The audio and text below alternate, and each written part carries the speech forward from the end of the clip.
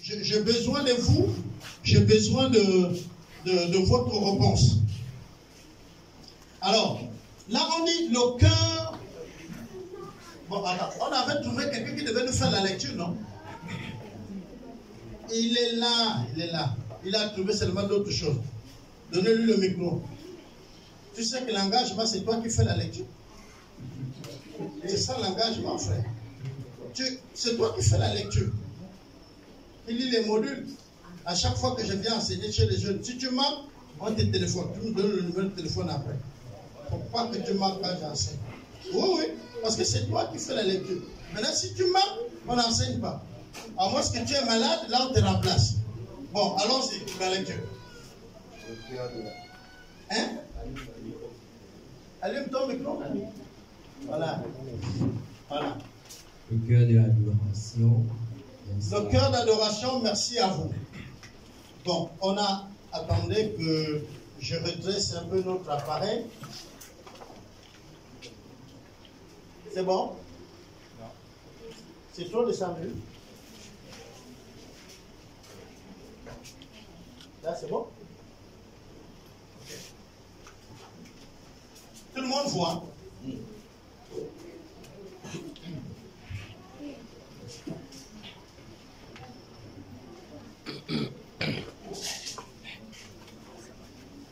Ok. On va aller donc doucement. Regardez bien. Allons-y, fais la lecture. Le cœur de l'adoration. Bon, faut plus reprendre la lecture à chaque fois ici. Tu vas dire, parce que tu as dit un truc.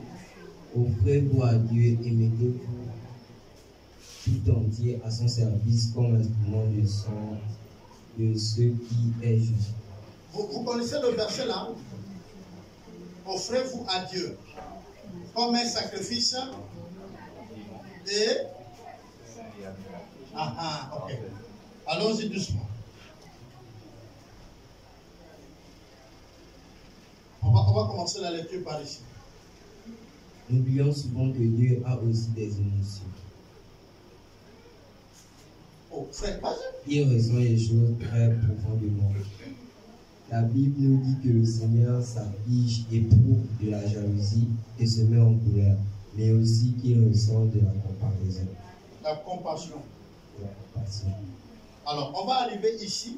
On dit dans de la pitié, de la sympathie, ainsi que du bonheur, de la joie et de la satisfaction. L'Éternel aime et délègue, éprouve du plaisir, se réjouit, s'amuse et rit. Genèse 6, verset 6, Exode 3, verset 5, Psaume 2, verset 4, 1 Jean 4, verset 16. Ok, tous ces versets, ces passages bibliques, vous dites ce que Dieu ressent. On dit que Dieu se met en colère. Dieu se met aussi à se réjouir. Il faut écrire. C'est tout toi. Je surveille. On dit Dieu se réjouit. On dit Dieu aime. On dit que Dieu fait encore quoi? Il éprouve le plaisir. On dit aussi Dieu se fait quoi? Dieu s'amuse. On dit que Dieu rit. On dit que Dieu aussi, il peut être satisfait. Vous comprenez, non? Comme il peut être comment? Quand on n'est pas satisfait, c'est quoi? Triste. Voilà. Voilà. Donc Dieu a des sentiments. Ok. Mais écoutez, je parle de l'adoration. Le cœur de l'adorateur. Le cœur de l'adoration. Le cœur d'un adorateur. Si vous voulez qu'on parle comme ça. Mais on vous dit, Dieu éprouve quoi? Dieu éprouve de la pitié. De la pitié. De la sympathie. Hein, ça veut dire Dieu quoi? Dieu est sympathie, non? Aujourd'hui, quand vous essayez de regarder le charisme des hommes de Dieu, ils vous impriment plus, ils sont sévères, hein? Ils ne rient pas. Quand vous avez un homme de Dieu qui rit, qui échange avec vous, dit, hein, non?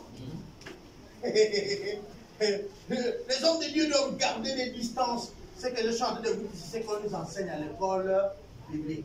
On appelle ça la théologie pastorale. On doit garder une distance avec vous. On doit vous avoir comme étant les membres, c'est vrai, les brebis, c'est vrai, mais on ne doit pas se frotter à vous. Ça, c'est ce que l'école enseigne en théologie. Mais Dieu, il se frotte à vous. Alors nous, on ne peut pas se frotter à vous. Pourquoi? Et très souvent, l'image que vous projetez des hommes de Dieu est contraire. Même l'image que vous projetez de Dieu est fausse. Les gens croient que Dieu est seulement là pour rendre les comptes aux gens. Il y a un Dieu sévère, si tu ne fais pas ce qu'il dit, tu tues. Ah non, c'est faux. Dieu se réjouit. Il y a des choses, quand tu fais, Dieu se réjouit. Et si Dieu se réjouit, si Dieu est content dans son être, toi aussi, tu dois être content. Vous savez, il y a des... pour régler l'AVC, le traitement de l'attention, c'est quoi? C'est le rire. C'est d'être joyeux. Si tu es là, inquiet, non. Si même il y a Jésus en toi, le signe c'est que tu sais que tout va aller bien. Même si les choses sont comme ça, c'est bien. Mon Dieu travaille pour mon bien-être.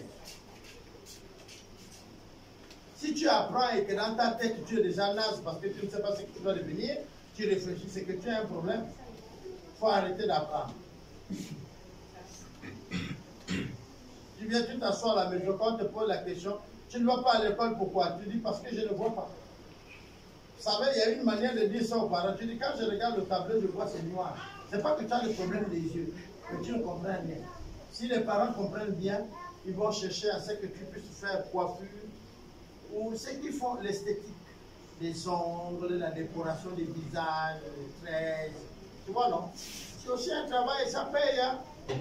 Je vous dis qu'il y a ces salons de coiffure. Quand tu rentres, la façon que c'est décoré, le travail qu'on fait à l'intérieur, tu sors de là, on t'oublie, et pourtant ils n'ont rien à ajouter sur toi. Tu étais le mode bien tressé, des ongles, là on a dessiné des petits oiseaux dessus. Alors, vous n'avez pas vu ça? Hein? Toi-même, tu as amené les oiseaux et pas sûr. Toi qui es là. C'est ça, non? Hein? Même toi, ils peuvent dessiner ça sur tes ongles. C'est pas seulement les ongles de femmes. Tu vas sortir, tu vas faire. Là, il faut parler de ça, c'est les choses de femmes. Il ne faut pas aller faire ça. Alors, on continue, on dit. L'adoration consiste à faire plaisir à Dieu. L'adoration consiste à faire plaisir à Dieu. La Bible dit. Le plaisir de l'Éternel est en ceux qui le craignent, en ceux qui s'entendent à sa bonté. À ceux qui le craignent, à ceux qui s'entendent à sa bonté. Ça veut dire quoi? Ceux qui le respectent et qui savent que c'est Dieu qui me fera grâce. Ah, est-ce que vous comprenez ça? Ma justice, c'est Dieu qui fera. Tu m'as fait quelque chose, je te laisse à Dieu. Vous savez, vaut mieux quelqu'un te porte plainte, tu vas... Est-ce que vous comprenez? La justice des hommes, c'est rien. On t'emprisonne, tu mens, tu fais tout. Mais celle de Dieu, tu ne connais pas le jour qui va frapper. On te dit seulement, on te laisse en Dieu. Tu vois, non? Tu connais que Dieu fera quoi? À chaque fois, tu vas hésiter, mais tu connais que le coup vient d'où? Donc, vaut mieux avoir affaire aux hommes qu'à Dieu. Et on nous dit, le plaisir de l'Éternel, c'est quoi? Et en ceux qui le craignent. Non. Quand tu crains l'Éternel, tu fais quoi à l'Éternel? Tu le fais plaisir. Allons-y. Ensemble, on va un peu voir. C'est quoi craindre quelqu'un? Oui. Tu as peur de quelqu'un. Bon, ok. Mais le mot peur est le contraire de la crainte. La crainte, je vais vous donner le mot le plus proche, c'est le respect. Le respect qu'on éprouve pour la personne. On dit non, je ne vais pas faire telle chose pour déshonorer mes parents. Mais tu n'as pas peur d'eux. Tu les respectes, tu les honores, tu les crains. Est-ce que vous comprenez? Et tu dis, je ne le ferai pas. À cause du respect que j'ai pour eux, je ne fais pas ça. Un jour, je suis invité dans une église. C'est l'église adventiste du 7e jour. Eux, ils aiment avoir les chrétiens des autres églises. Et ça, c'est un signe. Si vous voyez une église qui veut prendre les chrétiens des autres, c'est une secte. L'un des signes de secte, c'est qu'eux, ils ne prêchent pas l'évangile au nouveau pour amener en Christ. Eux, ils veulent avoir... Est-ce que vous comprenez? Et là, ils m'ont invité. C'est au 7e jour qu'ils font le culte, c'est le dimanche. j'ai discuté avec mon pasteur, il m'a donné son accord. Je suis venu, je me suis assis. Ils ont prêché. À la fin, il dit, tous ceux qui étaient là, maintenant, vous avez le Seigneur, on vous baptise. Je dis, ah, tellement rapide comme ça. Bon, ce jour-là, je ne me suis pas fait baptiser. J'étais venu voir, j'étais invité, et je suis rentré à la maison. Quand tu sais que tu n'as pas la maîtrise de connaître ce qui peut être enseigné, qui peut changer ta doctrine ou pas, ne y va pas. On ne parle pas dans les invitations. Quand tu ne sais pas, c'est que sinon tu vas aller dans la fausse là et tu restes là-bas. Et tu vas penser que là-bas c'est la vérité. Tu vas nous traiter de mauvais. Parce que tu es dans la fausse doctrine. Par exemple, vous n'êtes pas habilité encore à discuter avec les témoins de Jéhovah. Le temps viendra. Quand il soulève le débat, il faut que tu dis, frère, j'ai déjà fait mon choix. C'est bon. Mais dès que tu lui dis, fais les études, il va te montrer les bonnes images là, hein, très propres là, dans le papier et tout. Il va discuter et tout, et puis tu vas croire que ce qu'il te dit est la vérité. Ce n'est pas la vérité d'un. Le temps viendra où on va discuter sur les sectes, sa manière de faire les sectes, leur manière d'agir, comment eux ils recrutent les membres, comment ils font. Nous y reviendrons. Je suis en train de préparer une rencontre avec vous les jeunes. Je ne sais pas si on doit la faire un dimanche ou alors on va choisir un autre jour. Nous viendrons discuter sur c'est quoi la réussite. Mon bien-être c'est quoi. Et nous allons discuter sur la vie en tant que telle. On va s'asseoir un peu autour de nous et là il n'y aura pas de vidéoprojecteur. Nous allons discuter. Nous allons discuter et je veux vous entendre parler. Je vais entendre de vous. Qu'est-ce que vous pensez de la vie? Qu'est-ce que vous pensez de la réussite? C'est quoi un homme réussi? C'est quoi une femme réussie? Hein? Selon toi, un homme réussi, c'est quoi? Oui?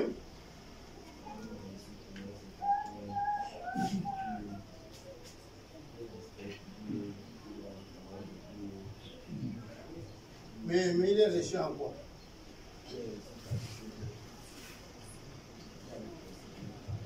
Ok. Selon lui, c'est les principes, les valeurs qui font que l'homme est réussi.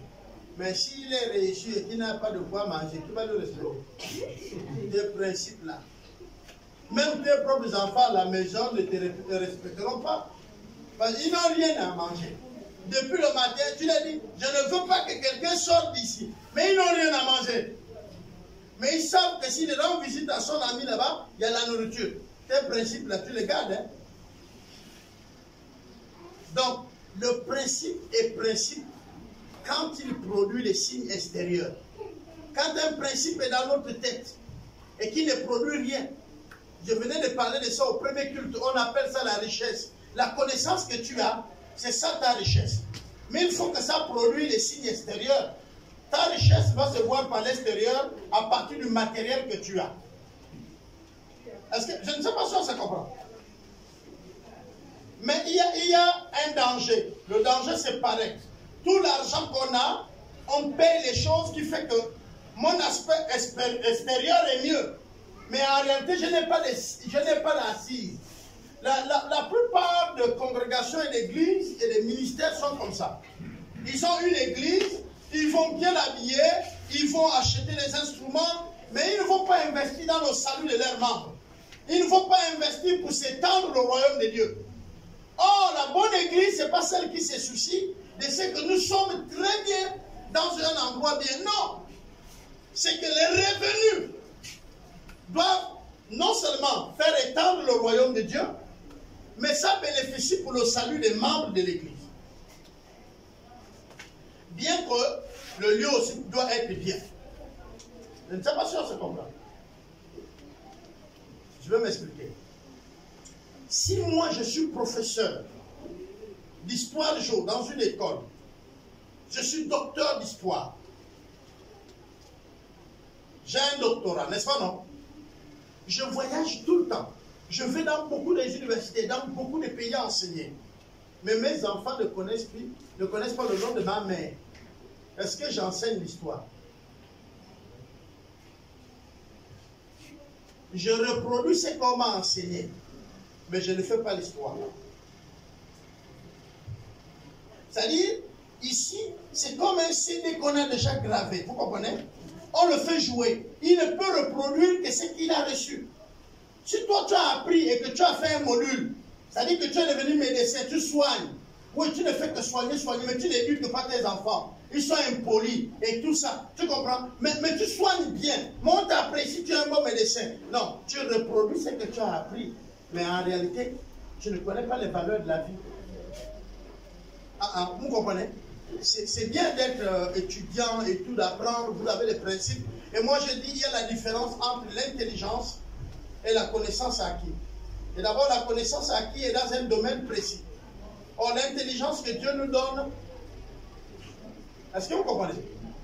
Hein? Voilà. On va aller ici. Un acte d'adoration comme un diamant, l'adoration a de multiples facettes. L'adoration a quoi? A de multiples facettes. Examinons quelques aspects. L'adoration est aussi naturelle que de manger ou de respirer. On dit l'adoration est naturelle, comme le manger et le boire. Regardez bien. Si nous n'adorons pas Dieu, nous trouvons toujours un quoi? Un substitut. Ok. Donc ça veut dire que tout le monde sur la terre sont des adorateurs. Pourquoi? Parce que l'adoration, quand Dieu nous a créés, nous sommes un être spirituel. Nous sommes un être qui est appelé à adorer. Même si votre maman dit, moi je n'adore personne, c'est faux. Même si votre père dit, vous avez mon Dieu là, moi je préfère gérer ma vie. Non, il adore quelque chose. Il y a toujours un substitut. Il y a toujours quelque chose. Est-ce que quelqu'un peut me dire quelque chose que les autres adorent? L'argent. Si la personne est prête à tout faire pour l'argent, c'est l'argent qui passe avant. Mais j'aimerais vous dire, il y a ceux qui adorent leurs parents, il y a les parents qui adorent leurs enfants. Il y a ceux qui adorent leur maison, il y a ceux qui adorent leur voiture. Il y a ceux qui adorent les statuettes, comme les autres adorent leur mère. Il y a ceux qui adorent les forêts, comme les hindouistes. Il y a ceux qui adorent les eaux, comme les... Non, ce n'est pas le groupe ethnique qui adore. C'est ceux qui dansent le bouddhiste. C'est le bouddhiste de toutes les langues. Même les Téké, les Tédis sont aussi dedans. Et ils adorent les eaux. Parce que et ils prient des déesses qui sont dans les eaux. C'est pourquoi ils adorent ça. Donc, chacun adore quelque chose. Carmel, c'est bon? Tu suis? Tu es avec moi? Bon, ça fait longtemps qu'on s'est vu. Hein? Oh ouais, même si tu ne communiques pas, j'ai les yeux, je vois. Hein, Carmel? Tu es ma fille chérie, donc on ne se cache pas. Tu viens, tu dis à ton papa, je suis venu de vacances. Il y a certaines choses que nous, on peut faire que tu ne vas pas comprendre, mais tu vas comprendre après. Tu comprends, non? Voilà. Il y a certaines choses que nous, les parents, on fait pour vous, les enfants, là. Vous n'allez pas comprendre. Si vous ne discutez pas avec nous, vous allez comprendre ça après. Moi, je comprends certaines choses que mes aînés dans la foi faisaient pour moi. Ce n'est que je suis leader aujourd'hui que j'ai compris. Je suis assis comme ça, oh merde, oh là là, mais je ne comprenais pas. Je vous enseigne certaines choses où un jour, vous serez assis comme ça. Toi, derrière ton ordinateur en train de travailler au bureau, paf, ça arrive. Oh, c'est papa avec maman, c'est ça. Je serai peut-être auprès du Seigneur en train de louer là-bas. Chantons la louange, la gloire de Jésus. Tu vois, au ciel. Et là, c'était papa avec. Je serai parti. Hein? Et puis si je vis encore, parfois c'est le jour-là, que tu décroches le portable, tu appelles. Papa, ça va? Oui, je t'ai appelé pour avoir tes nouvelles et tout. C'est pas grande chose. Mais parce que tu t'es rappelé de lui. J'ai une de mes filles qui m'a appelé de France, Brenda. Et puis, papa, ça va? Je dis oui. Brenda, elle était ici avec moi. Elle dit, papa, j'ai une forte pensée sur toi. J'ai dit oui, gloire à Dieu. Moi, je venais de terminer une semaine où je priais pour vous en France. Parce qu'on a beaucoup de sœurs qui sont en France. Et elles communiquent toujours. Les jeunes filles et tout. Ça parle avec moi. Ok, on va avancer. Vos traditions religieuses. Vous en pouvez donner une vision un peu étroite de la nation. Voilà. Avançons. Vous pensez aux réunions d'église. Vous pensez aux réunions de l'église où l'on chante, prie et écoute une prédication. L'adoration ne se limite pas à la musique. Pour beaucoup, l'adoration est synonyme de musique. Mais elle va bien au-delà. C'est un mode de vie.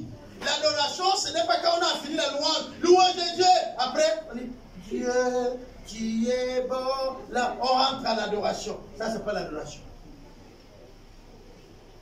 Ça, c'est la louange douce.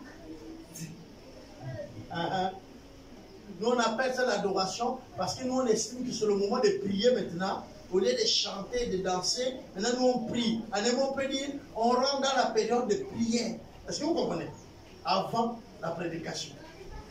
Mais en réalité, ça, ce n'est pas l'adoration. L'adoration, ce n'est pas la musique. Mais l'adoration, c'est quoi?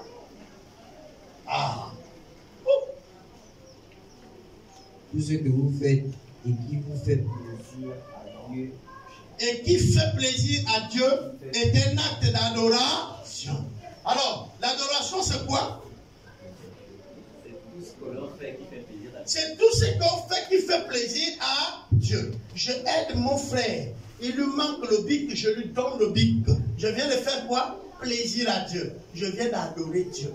L'adoration, c'est adorer Dieu. Celui qui donne un verre d'eau à quelqu'un au nom de Dieu, il a adoré Dieu. C'est ça l'adoration. Oui? Si on fait également quelque chose mais qui ne fait pas plaisir à Dieu, c'est aussi une adoration. C'est pas adorer Dieu, c'est énerver Dieu. On a dit que Dieu se met quoi? Dieu se met en colère. L'adoration honore Dieu. L'adoration ne déshonore pas Dieu. Je vais avancer. Écoute, tu vas trouver, il sait pourquoi il a posé la question.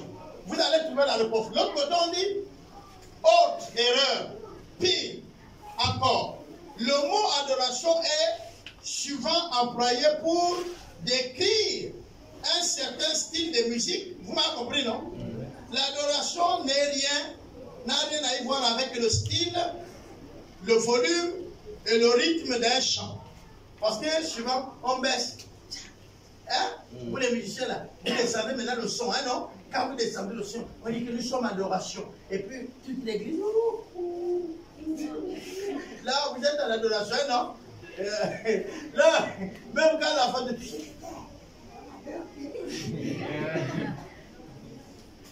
je suis en train de vous dire, ça c'est la religion qui vous embête.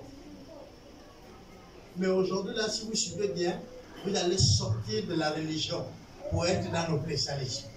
On va aller. Ici, on dit, l'adoration n'est pas destinée à notre profit personnel.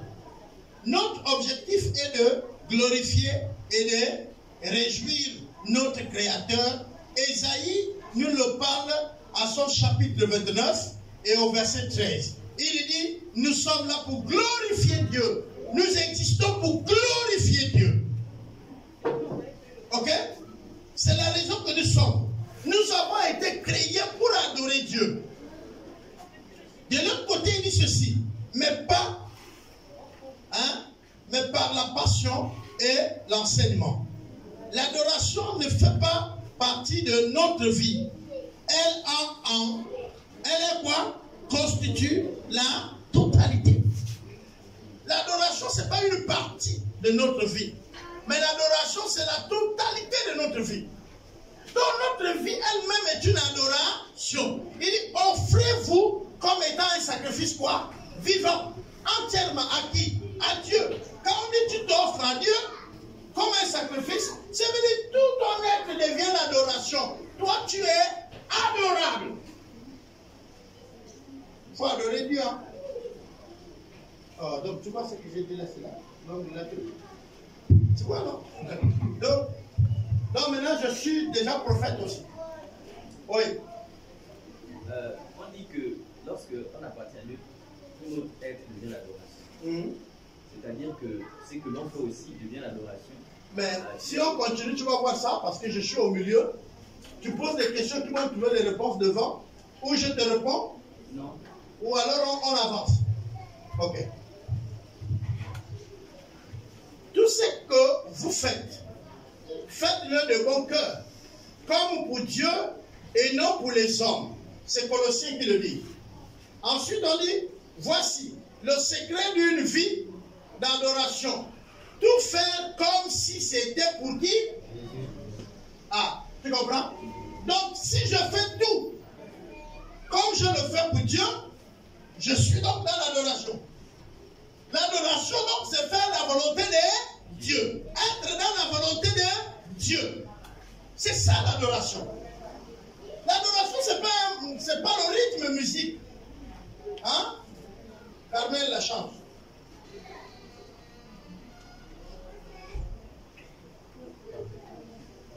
Oui? Bon, notre essai de savoir si l'adoration concernait aussi toute la créature. Parce que on a vu, bon, on dit que tout ce qui a vu l'Éternel. On a vu que la louange peut aussi toucher les païens, parce que c'est la créature de Dieu. Maintenant, est-ce que l'adoration. Toi, tu es païen déjà. Tu es païen. Parce que quand on étudie la Bible, le païen, c'est celui qui n'est pas juif. Donc tu es païen, tu es du peuple païen. Bon, je vais préciser les non-croyants qui n'ont pas accepté aussi. Voilà. Et tu étais non-croyant, non?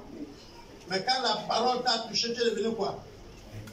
Voilà. Donc, tous sont appelés à adorer Dieu. On dit ici, si tu n'es pas un adorateur de Dieu, tu es adorateur de autre chose. Il y a forcément un substitut. C'est comme dire que toute créature a été créée avec un cœur d'adorateur.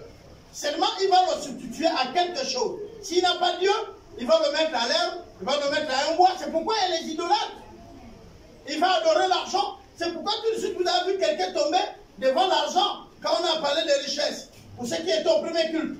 Est-ce que vous comprenez? On adore quelque chose. Même celui qui te dit que Dieu n'existe pas, il a quelque chose qu'il adore. Par exemple, prenons un scientifique. Il nie l'existence de Dieu, mais il croit à la science. Or, tous les faits scientifiques partent de la base élémentaire de ce qui existe. Aucun scientifique ne peut t'amener ce qui n'existe pas pour te démontrer que ça existe. Prenons le cas par exemple de l'air. Mais l'air existe, même si on ne voit pas. Donc tu ne peux pas me démontrer que toi tu as trouvé l'air. L'air est partout. Quand tu es même né, il y a l'air. Tu as trouvé l'air où? Quelqu'un dit qu'il a trouvé l'or. Mais il a trouvé l'or où? L'or était sur la terre. Vous savez, c'est bien d'apprendre, mais j'ai envie de vous dire, on n'accepte pas les thèses pour accepter. Il y a des choses où la convention a accepté. On vous enseigne à l'école, vous reproduisez, vous avez la moyenne. Mais au fond de votre être, vous refusez ça.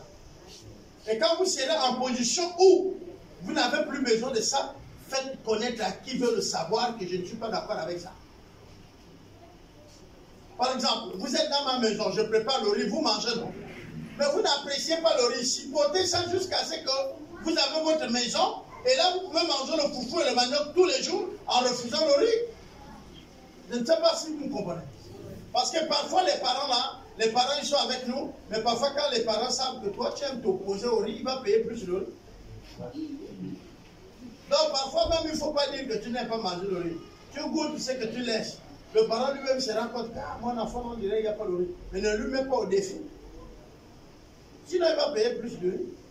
Ça c'est juste pour dire, il y a des croyances qu'on peut vous faire gober, il y a des choses qu'on peut vous faire dire, mais en réalité vous savez, vous êtes conscient que ça ne sert même pas. Je vais vous poser la question. Vous avez étudié la philosophie, non? Bon, dites-moi, jusqu'à maintenant que vous apprenez, ça vous a servi à quoi? Pour avoir la moyenne, non? Mais maintenant, si toi, tu es aujourd'hui là, aujourd'hui tu es tu es docteur en philosophie, dis-moi, tu peux aider tes enfants en quoi? Mais oui, mais en quoi? La philosophie, c'est quoi? Attends. Oui?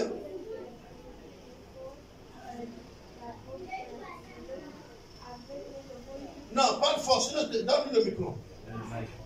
Bon, je donne parle fort, je comprends.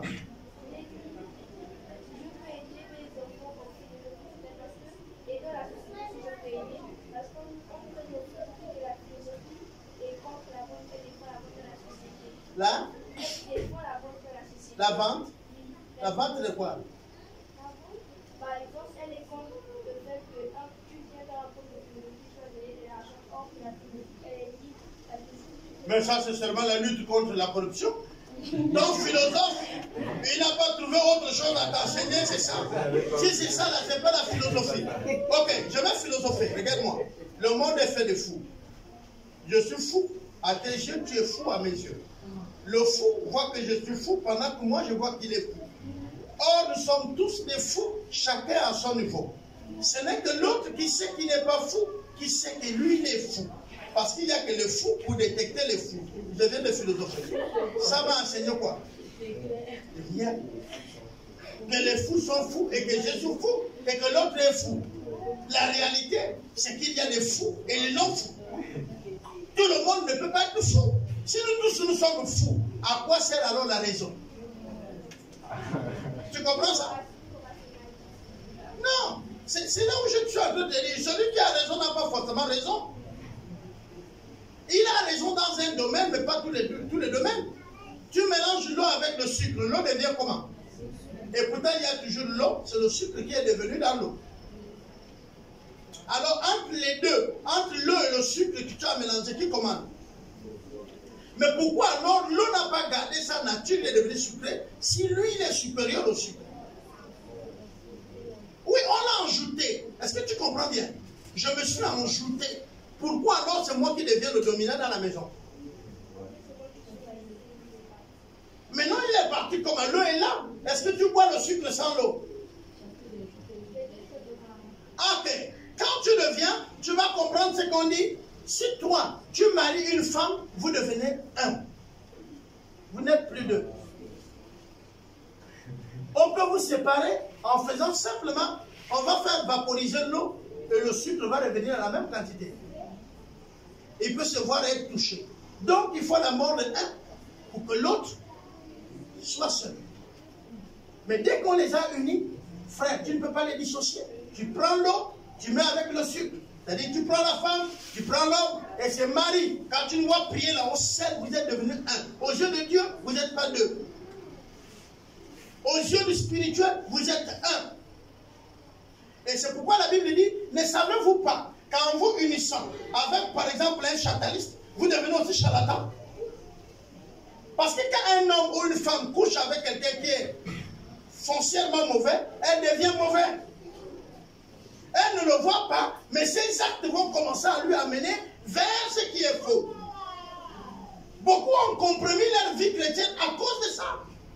Mais vous ne comprenez pas les jeunes. Dans le sexe, il y a l'unité. Vous devenez un avec la personne que vous commettez le sexe. Soit il faut couper les liens. Dieu te pardonne, mais il faut couper les liens. Tu pries, tu dis Seigneur, je ne veux pas cette union, c'est une erreur. Je regrette. Et tu te hâtes n'a plus le faire. Tu déclares la mort à l'autre. Ah oui? Oui, oui, oui. J'explique encore. Vous comprenez? Hein? Mais pas physique. On dit que, là encore, je vais parler de la philosophie. On dit que partir, c'est mourir. C'est séparer, c'est une mort. Le fait que moi, je n'aime pas te voir, tu n'aimes pas me voir, on est dans une seule salle, on ne se parle pas. Est-ce que tu existes? Est-ce que moi, j'existe? Donc, nous deux qui sommes ennemis, on est morts. Donc, haïr quelqu'un d'autre, c'est le tuer. On est d'accord? Et si quelqu'un aussi m'haït, c'est qui m'a tué. La Bible dit que si vous regardez, vous haïssez un frère, vous avez commis le meurtre. Vous savez ça, non? Et pourtant, tu pouvais discuter jusqu'à ce que je te fasse la démonstration là. Parce que l'autre est dans la salle. Mais comme je ne parle pas avec lui, je l'ignore, ça veut dire quoi? Je le tue. Il n'existe pas. Lui aussi, puisqu'il ne me parle pas, je n'existe pas pour lui. Donc nous sommes dans la salle de quoi? De mort. Par conséquent, Dieu n'est pas un Dieu de mort. Même si vous priez, il ne va pas venir. Si vous ne vous entendez pas avec certains, vous allez dire, moi je prends ma position. Tu viens de faire en sorte que Dieu ne soit pas dans cette salle parce que vous êtes le mort. Dieu est le Dieu des vivants. Il ne se révèle pas aux morts. C'est ça. Seigneur, agis puissamment, il n'y a rien. Fouillez bien dans votre caisse, votre groupe là.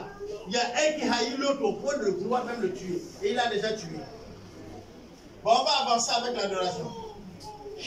Romains 6, 13. Le cœur de l'adoration est la soumission. la soumission est un mot impopulaire, presque autant que le mot esclave. Elle suit le temps un abandon et personne n'a envie d'être un perdant. Se soumettre, c'est admettre sa défaite au combat. Or, la soumission, c'est que j'accepte de me soumettre. Seulement dans notre cas, on se soumet à Dieu. Tu peux quoi contre Dieu? Bien. Voilà. Oh. Tu continues, moi, je te jette dehors, je t'ai quand même là-bas. Partez le bruit ici. On va continuer. Là, il a compris. Donc, si vous comprenez bien, ici, on peut comprendre qu'il faut se soumettre, n'est-ce pas, non? Or, personne ne veut se soumettre. La preuve, c'est que vos actes, votre comportement de manière délibérée est l'insoumission à Dieu. Parce qu'on vous a dit que l'adoration, qui fait de vous des adorateurs, c'est d'être soumis totalement à qui? À Dieu, non? Donc, le fait que vous n'êtes pas soumis à Dieu, c'est là quoi? L'insoumission. Et l'insoumission ne peut pas vous amener à aimer Dieu.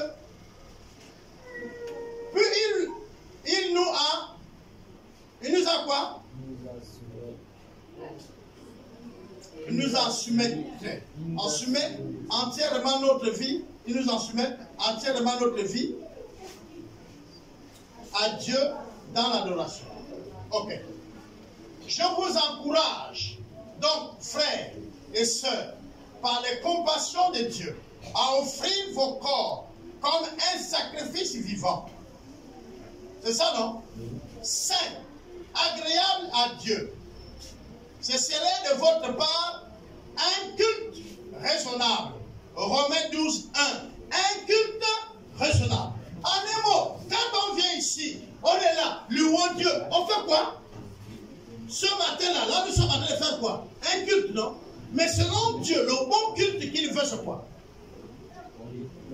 C'est que tu sois totalement à lui. Quand tu es totalement à lui, voilà un culte.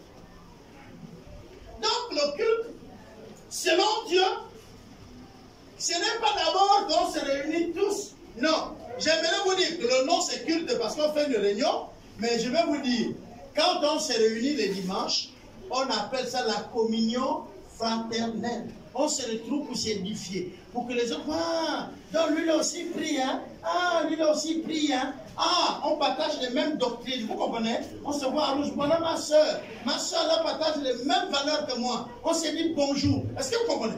Maintenant, si moi je veux épouser, au lieu d'aller épouser quelqu'un qui ne partage pas les mêmes doctrines que moi, les mêmes valeurs que moi, je choisis parmi les sœurs que je vois, une qui partage les mêmes valeurs que moi. Est-ce que vous comprenez ça?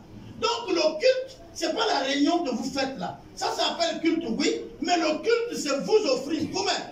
Oh, si on dit vous offrir vous-même, on dit ici, offrir votre cœur, votre pensée, tout votre être à Dieu. Je vais poser la question simple. Si tu t'es offert à Dieu, qu'est-ce qui n'est pas encore pour Dieu chez vous? Hein? Rien, non? Dès lors où tu as offert tout à Dieu, c'est que veut dire toi-même tu es devenu un adorateur. Et donc c'est de l'adoration à Dieu. Et là vous allez comprendre. L'homme devrait aimer et adorer son Créateur et lui obéir.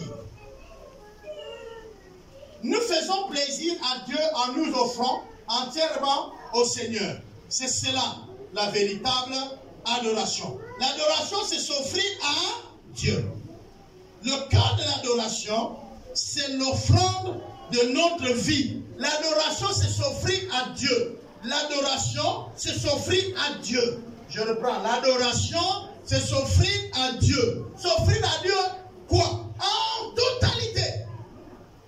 S'il y a une partie que tu n'as pas donnée à Dieu, tu n'es pas un adorateur. Un adorateur est celui qui offre toute sa vie à Dieu. Pourquoi? Mais parce que sa vie est une offrande. Une offrande. Pourquoi? Pour un culte. On dit ici, cet acte de soumission permet mot consécration. La consécration, c'est l'adoration.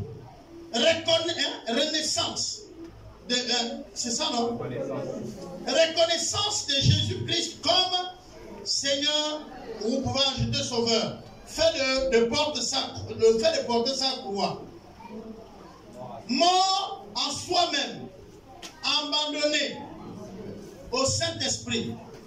Abandon au Saint-Esprit. C'est-à-dire, je me laisse à Dieu.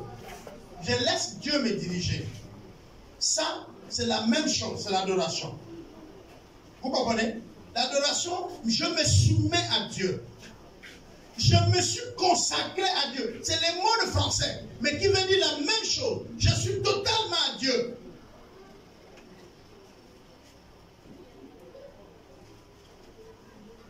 C'est la soumission. Mettez-vous tous entiers, sans service, comme des instruments pour accomplir ce qui est juste. Romains 6,13 nous dit, quel domaine de ma vie est ce que je refuse encore de soumettre à Dieu? Quel est le domaine de ma vie que je refuse jusqu'à maintenant à soumettre à Dieu? Bon, et puis on va arriver ici, j'ai fini. Maintenant, je vais vous aider. Avant que je ne termine,